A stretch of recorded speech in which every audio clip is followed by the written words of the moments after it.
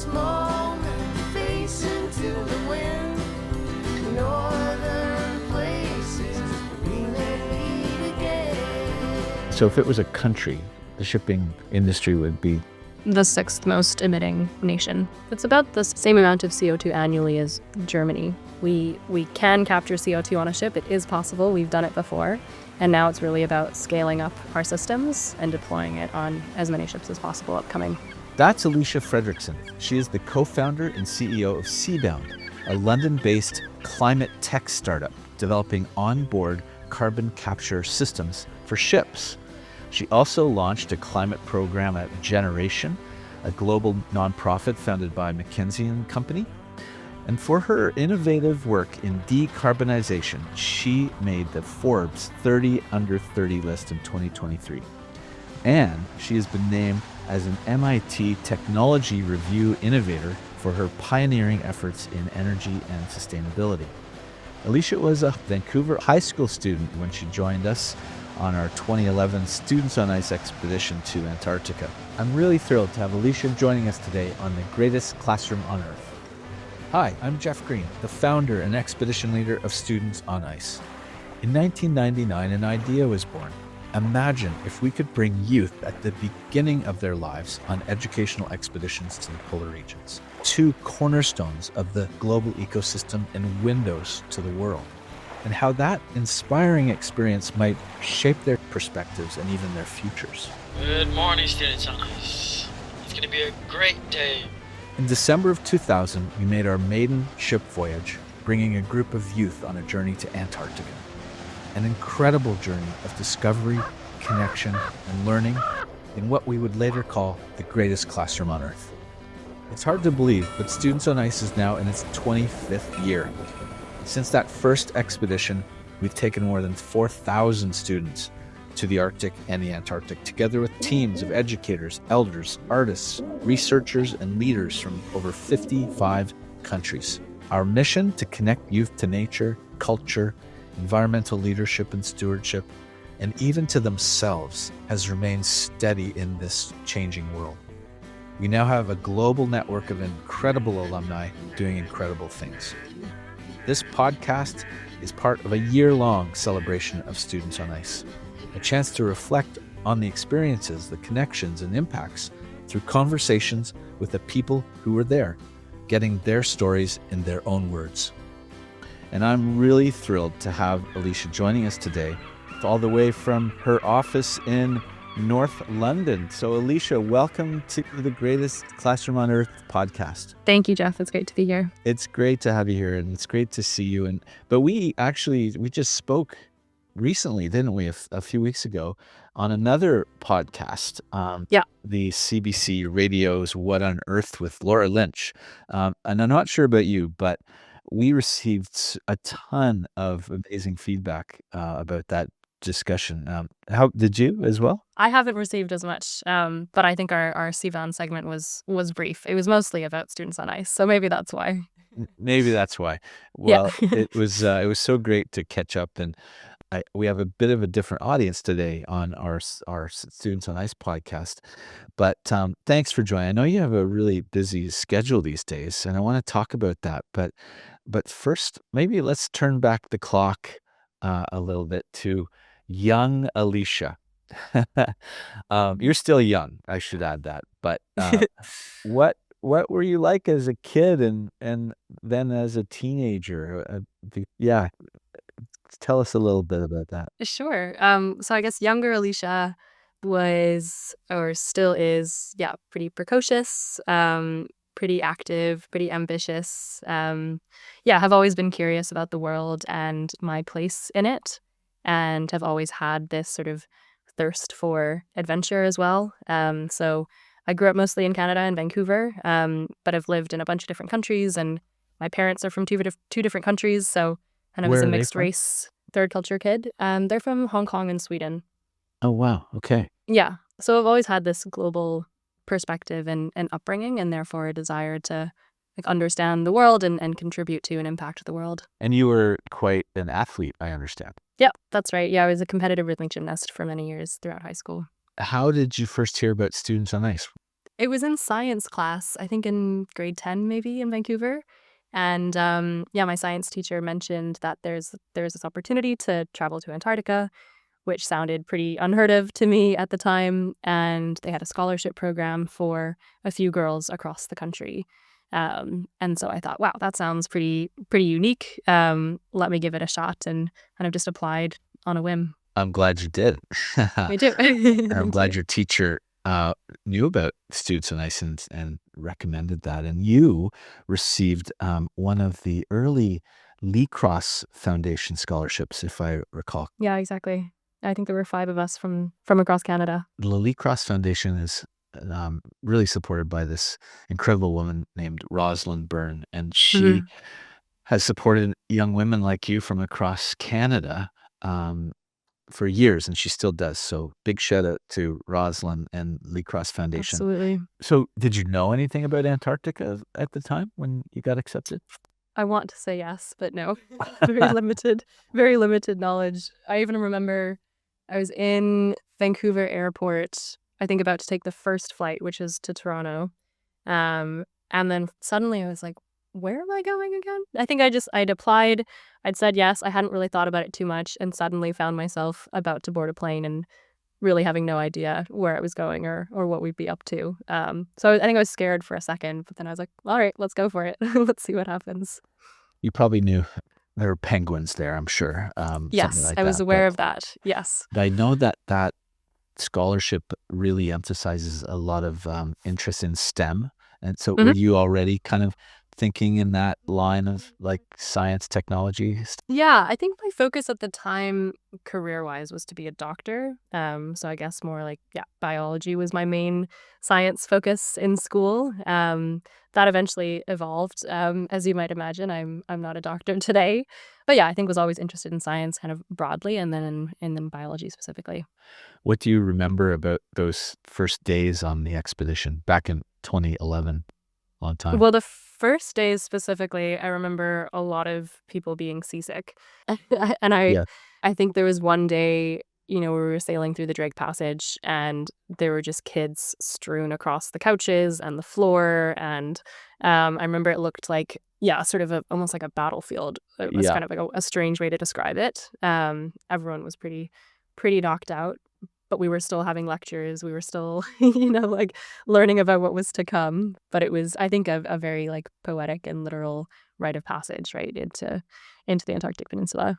Yes, it is kind of part of the experience, Hmm. and you kind of get ripped off if you don't get seasick. I always like to say it's kind Yeah. of I've equated it to a cult without the drugs.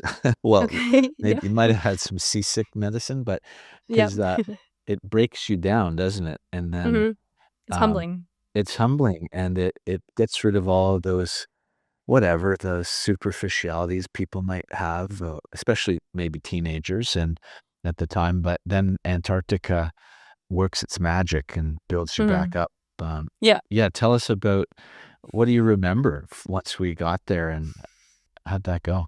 I remember the calmness for sure. I remember just thinking that this place, relatively speaking, felt incredibly untouched and raw. Yeah, we didn't really see any other people for many days. It was just our little vessel kind of sailing through the water, and when we did do some sort of a shore landing onto an island, it was completely deserted, right? And even the snow or the ice was completely untouched. And so, yeah, Mm, just feeling totally alone in that region, but not in a lonely way, but just in a really beautiful and privileged way. That was very unique. And then it's also just an incredibly stunning place, right? It's pretty rare to get to see a place that beautiful, which I think is maybe partially a fact of the untouched nature of it as well. Maybe it's beautiful because there aren't humans all over the place that have sort of destroyed or industrialized it to some extent. yeah, those were amazing years. Antarctica is still, of course, an Relatively incredible. untouched, but Yeah, I think so. There's definitely more traffic there. Like Mhm. if you go now, it's Mhm. unlikely you won't see anybody else. See other people. Yeah. We were lucky to go when we did. It's still, of course, a privileged place to visit, and it's still Yeah. relatively untouched. I think, as I mentioned in our last chat, the big threats now are, and they always have been, but are more the climate crisis, climate Mm-hmm. change, overfishing, particularly fishing for krill, which, as you might recall, is the link of the Antarctic food chain. Everything needs it. But those days, they were pretty amazing. And how did it impact you? It, I think, was very much the beginning of a turning point in my life. So as we alluded to prior to going, well, I was, I was a student. I was a very dedicated student throughout high school, but I was also a competitive athlete.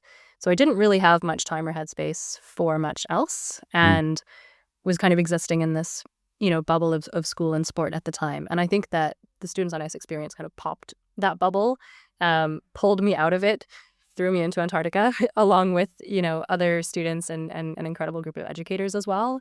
And I never really went back into the bubble after that experience, essentially.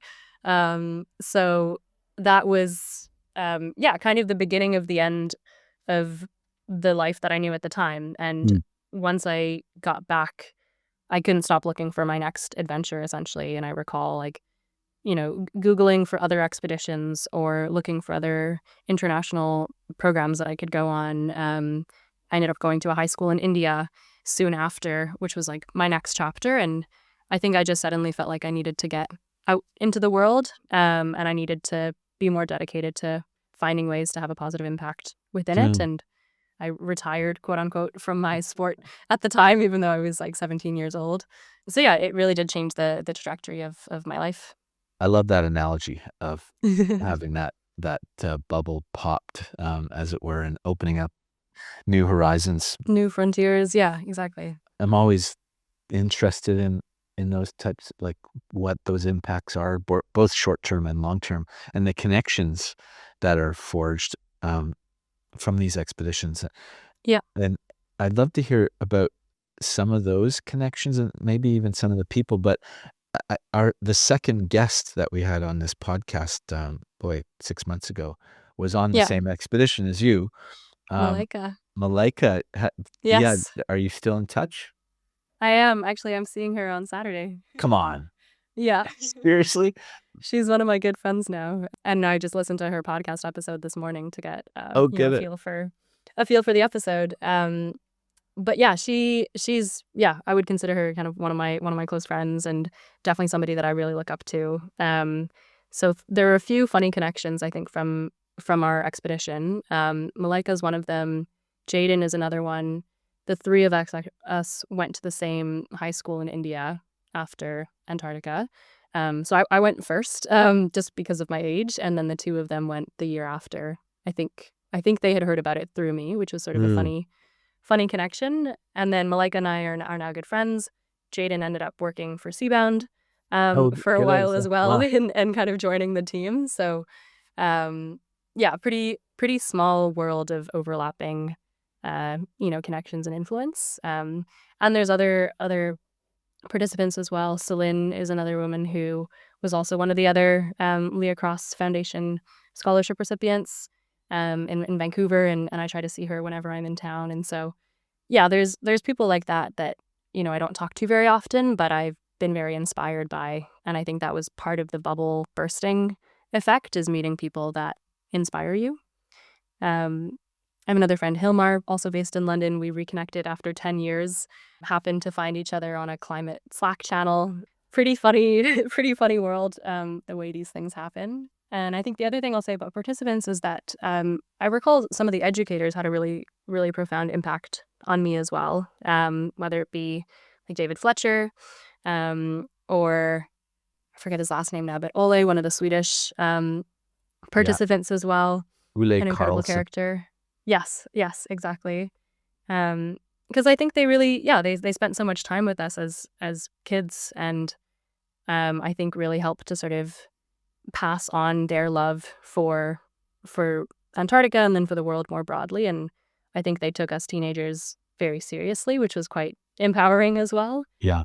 And finally, at the time, I was very interested in photography, and I remember just sort of shadowing or following a couple of the photographers around for a number of days during the trip to see, what they were doing and how they honed their craft, and trying to learn from them in the wild, literally speaking. So, yeah, it was an incredible learning opportunity. Amazing. Was one of those photographers Lee by any chance? Lee Narroway? Yes, Lee was there, and then I think it was Mike Beadle. Mike I wanna Bedell? say. Okay. Bedell, yes. Wow, you had Throwback. a powerhouse Yeah. of photographers. Amazing. Yes. And speaking of powerhouses, you and Malika together, I want to be a fly on the wall there. Like, what a dynamic Come duo. hang out. We're You- going for dinner on Saturday. Okay, yeah, I'll see what my schedule looks like. That's so awesome. Well, give her a big hello for me. And she also was recently made Forbes 30 under 30. Amazing. Yeah. Yeah, isn't that Well something deserved. else? Yeah. And yeah, both of you. So proud of you. Thank you. I'm glad you brought David Fletcher's name up, and Ule, because I spoke to David not long ago, but he lives just outside of London, so you need to go and Oh, knock on what? his door. Yeah, Yeah, definitely. Wow, I would love to. he would Yeah. love it. He would absolutely love it. David, of course, was a base commander for almost 30 years in Antarctica, and such an inspiring figure. Right on. Well, so let's jump maybe to a bit about your work today with Seabound. Sure. Yep. Because it is fascinating Thank you. and close to my heart in so many respects. But tell us how that began and what exactly is Seabound?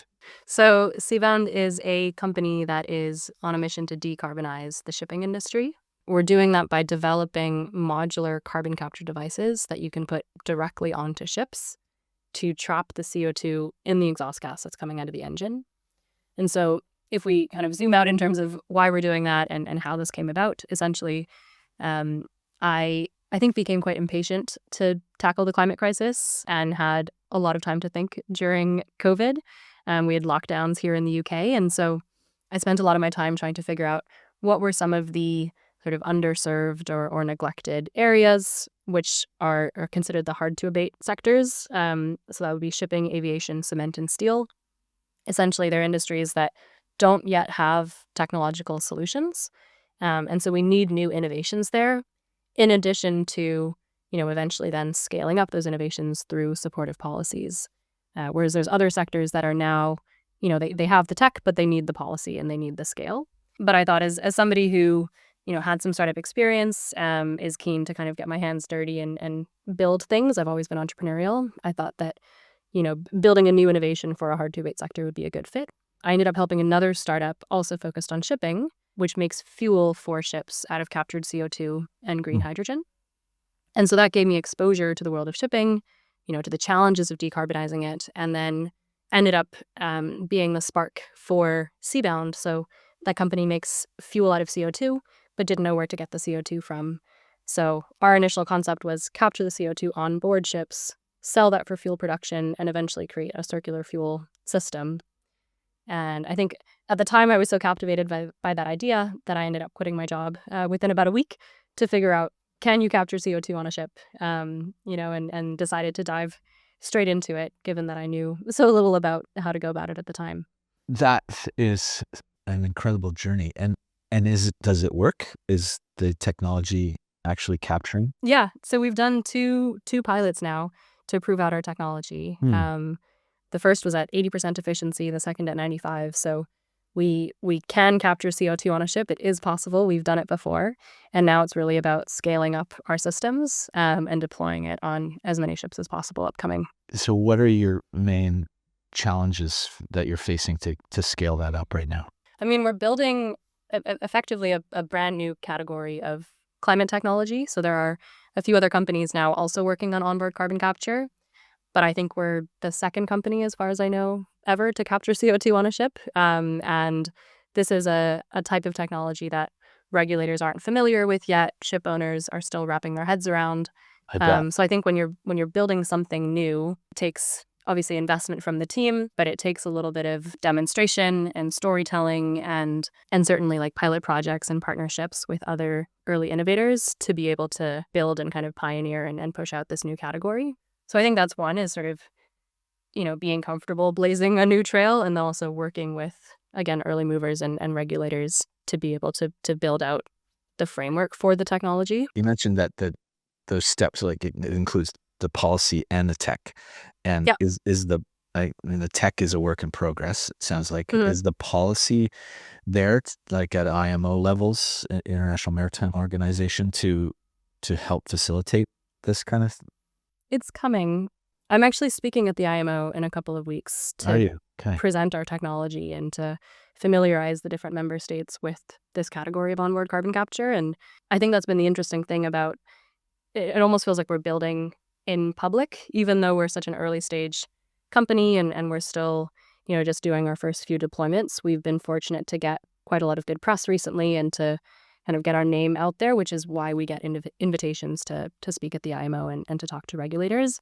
So you have to be comfortable, I think, not having all the answers, but participating in the conversations anyway, and sort of, and trying to be humble and curious and strategic about how you support your category as well as other innovators that are building alongside us. So I'd say it's coming. It's still early days, but the regulators are listening and they're really trying to shape the conversation as well. I don't think they could have asked for a better spokesperson than you Thank for you. this Thank you very much. for this very exciting and needed innovation. Are you also finding that there's an interest in the shipping world to adopt this technology, or is there still a bit of apprehension? There is interest. I would say so far it's mostly been like first mover, early adopter type interest. Onboard carbon capture is certainly not mainstream yet, but I think the concept is starting to catch on. And, when we started the company, I would say 50% of people I spoke to thought it was a crazy concept. They had never, ever imagined capturing CO2 on a ship. It was just about trying to swap out the fuel for a greener fuel. And now they're like, oh yeah, onboard carbon capture, that's a thing. Like that's a new category. And now it's more about how do you compare to others that are developing similar technologies. And it's only been, about 3.5 to 4 years or so. Yeah, I think adoption is growing, but it's certainly still early days. It's kind of like when we started Students on Ice, that people said, Yeah. that's the stupidest idea I've ever heard. Students on ice? Yeah. Taking teenagers to Why? the polar regions? Are you nuts? Yeah. Yeah. But yeah, eventually 25 years later. those people come out and say, "That's a great idea. Let's do that." And that's Yeah. that's what's happening with you. I mean, I could talk to you forever about this, but maybe one of my last just points on that would be, besides putting this technology on existing vessels, which am I wrong if to say I think it's 3% of global CO2 emissions come from the shipping world. That's right. Yeah. So it's a massive Yeah. It's about the percentage. same amount of CO2 annually as Germany. Oh, That's one way wow. to think about it. Hmm. So if it was a country, the shipping industry would be, The sixth most emitting nation. wow. Okay. Yeah. It would seem like this would be something for new builds, because there's ships being built all the time. Like, Yep. can you build this into new vessels? Yeah, it's easier to put it on a new ship than an existing ship.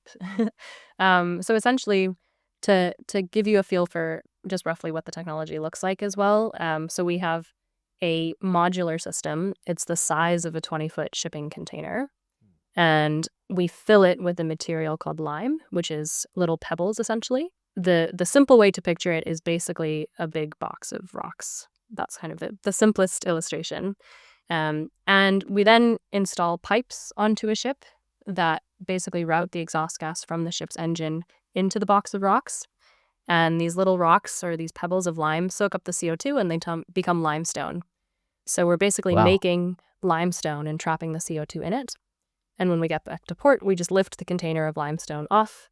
We empty the limestone, we sell that to use as a building material, and then we fill up the container with new lime pebbles and send it back out to the ship. So that's the way that it works, right? So you have one or more boxes of rocks essentially, and then you have pipes connecting the engine to to the boxes. We can do that on an existing ship. It's easier to do it on a new ship because you could design exactly what the best place for those boxes would be and what's the simplest piping configuration. And we have new build projects happening today as well. Oh, good. Ships live for 25 to 30 years. And so if you're going to be at net zero emissions by 2050, which is the goal of the industry, and you're building a ship in 2025, you need to have a plan for how you'll reduce those emissions over time. We should chat because there's a few folks I know in that world that would love to chat with you. And of course, that includes the expedition shipping industry because that's interesting. a very The icebreakers. sympathetic icebreakers, expedition vessels, ice class vessels. Yeah. It's a very sympathetic crowd because they're very concerned with their impact and they're doing what they can, but you're limited in what you can do with existing vessels. But this could be a real game changer. Happy right? to chat for sure. Yeah, let's make those connections. Yeah.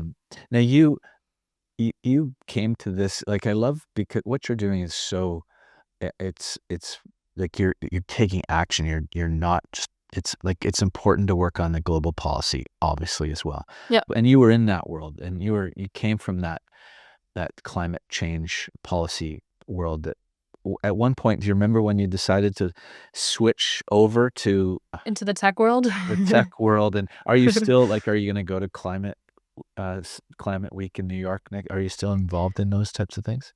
I am, yeah. So I don't have formal climate policy experience. I've done a little bit of campaign work for the Green New Deal in London, so a bit more kind of grassroots activist-y type exposure.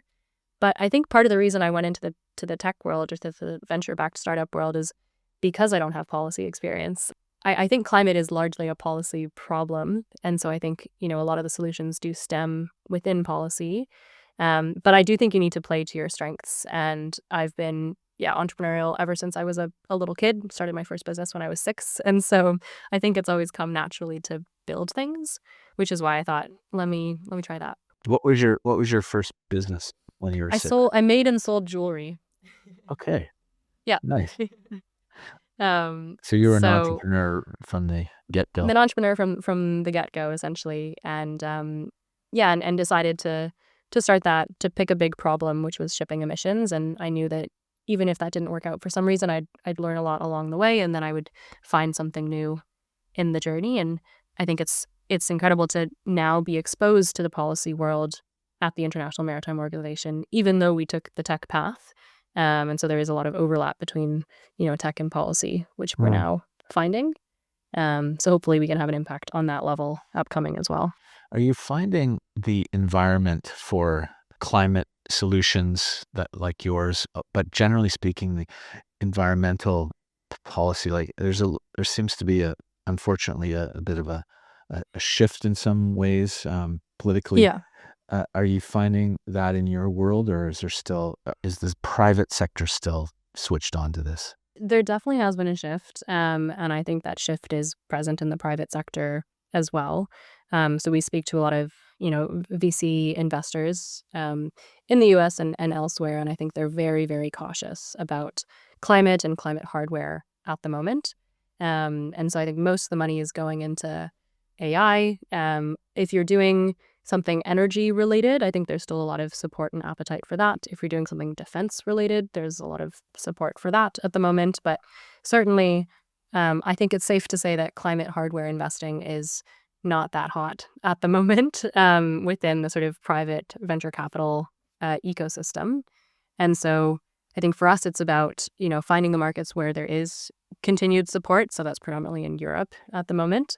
But then also focusing on customers, in the shipping industry, and focusing on the regulations that are at a global level that still persist regardless of a changing, predominantly American or private sector political landscape at the moment. climate.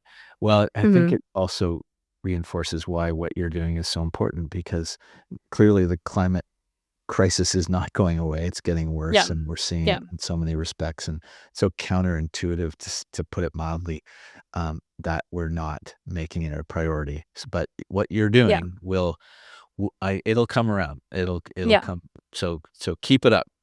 Yeah. That's Thank for you. sure. Yeah, Yeah, and I think if you frame it in terms of resilience as well, like then I think it is more of a priority for countries around the world at the moment. So if we're capturing CO2, which is a feedstock to make fuel, and we can then produce fuel locally in a variety of different countries, then we don't need to ship it around. We don't need to fight over it, right? We can have kind of energy independence. So that's something that Seabound isn't, immediately or directly working on, but we are contributing to that supply chain essentially to create an ingredient for local fuel production. And then it suddenly becomes more relevant as well. Yeah. It's not just a nice to have or sort of an ESG, priority, but it's more of a fundamental strategic priority. and a good business case and economically smart. Yeah. Right on. Well, we'll be watching. That's for sure. I'm Thank sure you. everybody listening is behind you, and maybe there's some investors out there listening. Yeah. Um, Yeah. so Happy to talk to them. give Alisha a call. Alisha, it's you are such an inspiration. Your case in point, like 25 years of Students on Ice, and stories like yours really, to me anyway, give us cause for hope. And what gives you cause for hope these days? It's a good question. I think it's engaging with people who are doing the work, probably, whether that be you, whether that be Malika, whether it be kind of others within our immediate community, or even just my team members, when I see them focused on, pursuing our mission, and or I engage with other innovators in the space, I think that gives me hope. The only thing we can really do is try, essentially. We don't know like if and how all of our actions will amount to some sort of global solution, but we certainly need to try, and anything that we can do helps in terms of mitigating the climate crisis. So I think just engaging with people doing the work essentially is the most hopeful for me.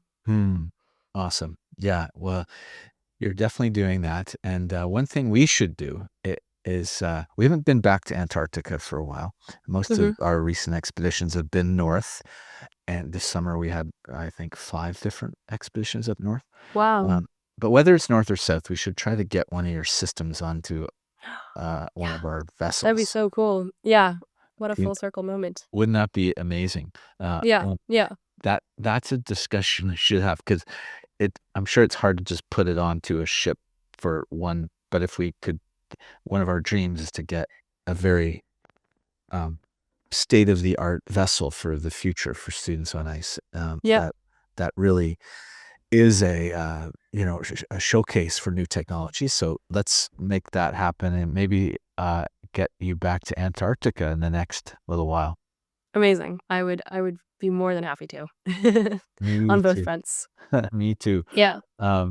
Maybe if you find a ship for us, let me know. Give us a Okay. call. Yeah. I'll have a look. Yeah. I'll go call some people.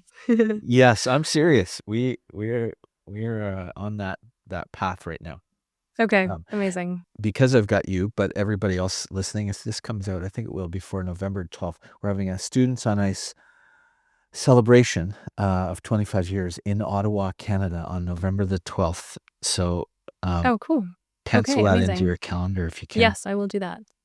Awesome. Hopefully I can join. Hey, thanks so much, Alisha, for coming on our podcast today and sharing what you're doing. So good to reconnect again. And would you like to maybe add any last comments or? No, I think I just want to say thank you for the experience and program that you created, and for the impact that it's had on my life, and I'm sure on the lives of many other people. I think that experiential education is the most impactful form of education, and this has been the most impactful version of that for me. So yeah, I just want to say Wow. thank you. Hey, well, I guess I say you're welcome. But it was a massive team effort. And that speaks to what you're saying. It's all about great people doing great things, isn't it? Yeah, And absolutely. those connections and partnerships and friendships that in some cases last a lifetime, like ours will. So thank you again, Alisha. Good luck. I know you got like welders in the background working on your prototype, so you probably have Yeah. to get back to that. But I want to thank you again Thank you. Thank you for having me, Jeff. I want to thank the wonderful Sarah Harmer for our theme song, Lancaster Sound.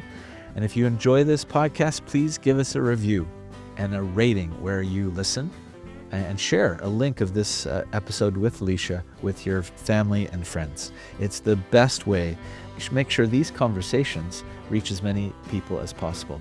And to learn more about Students on Ice, go to studentsonice.com or the soifoundation.org websites, and give us a follow on social media. Thanks so much for listening. Until next time, I'm Geoff Green. Feel this moment, face into the wind. Northern voices to tell us where we've been. Feel this moment, face into the